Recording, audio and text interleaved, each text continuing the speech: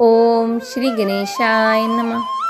कार्तिक मास की कृष्ण पक्ष की अष्टमी को अहोई अष्टमी का व्रत किया जाता है।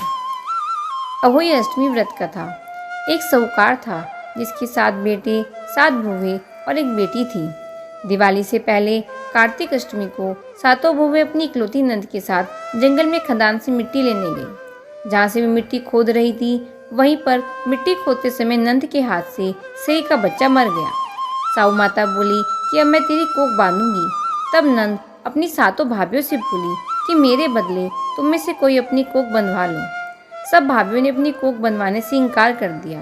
फिर छोटी बहू ने सोचा कि अगर मैं अपनी कोख न बंधवाऊंगी तो मेरी सासू जी नाराज हो जाएंगी। ऐसा विचार कर नंद के बदले छोटी भाभी ने अपनी कोख बंधवा ली। इसके बाद छोटी बहू के जो भी बच्चा होता वह 7 दिनों बाद मर जाता।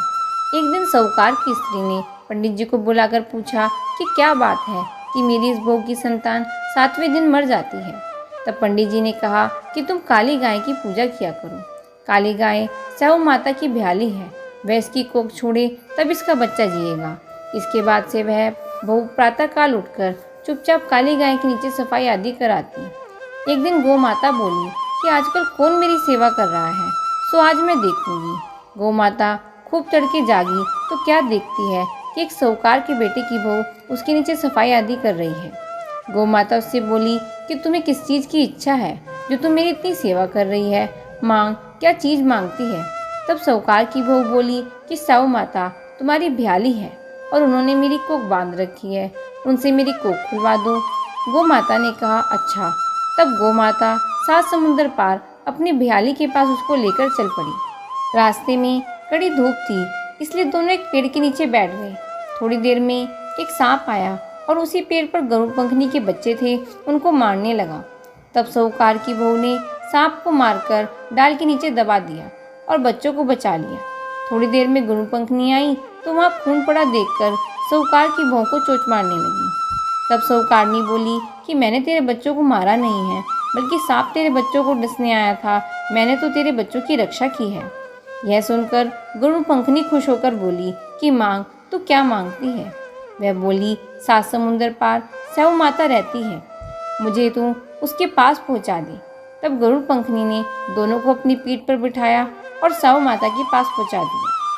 साहू माता उन्हें देखकर बोली आ बहन, बहुत दिनों बाद आई है। फिर कहने लगी कि बहन, मेरे सिर में जू पड़ गई है। तब सुरही गाय की कहने पर साहूकार की बहू ने सिलाई से उसकी जुएं निकाल दी। इस पर साहू माता प्रसन्न होकर बोली कि तेरे 7 बेटे और 7 बहुएं हों। वह बोली कि मेरे तो एक भी बेटा नहीं है, 7 बेटे कहाँ से होंगे, मेरी कोख तो तुम्हारे पास बंद पड़ी है। यह सुनकर साहू माता बोली कि तूने तो मुझे ठग लिया, मैं तेरी कोख तो ना खोलती परंतु अब खोलनी पड़ेगी। जा, तेरे घर 7 बेटे और 7 बहुएं मिलेंगी, तू जाकर उजमन करना, 7 अहोई बनाना, 7 कढ़ाई करना। वह लौटकर घर आई तो वहाँ देखा कि 7 बेटा और 7 बहुएं बैठी हैं। वह खुश हो गई। उसने 7 अहोई बनाई, 7 उजमन किए और 7 कढ़ाई की। दिवाली के दिन जेठानियाँ आपस में कहने लगी कि जल्दी जल्दी पूजा कर लो, कहीं छोटी बहू बच्चों की याद करके रोने ना लगे। थोड़ी देर में उन्होंने अपने बच्चों से कहा कि अपनी चाची के घर जाकर देखाओ कि वह अभी तक सोई क्यों नहीं। बच्चों ने देखा और वापस जाकर कहा कि वह कुछ मान रही है, खूब उजमन हो रहा है।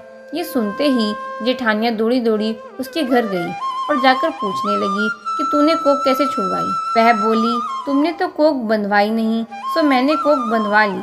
अब साहू माता ने कृपा करके मेरी कोख खोल दी है। साहू माता ने जिस प्रकार उस साहूकार की बहू की कोख खोली, उसी प्रकार सबकी खोली। कहने वालों तथा हुंकार भरने वाले सबकी कोख खोली। जय अहोई माता की।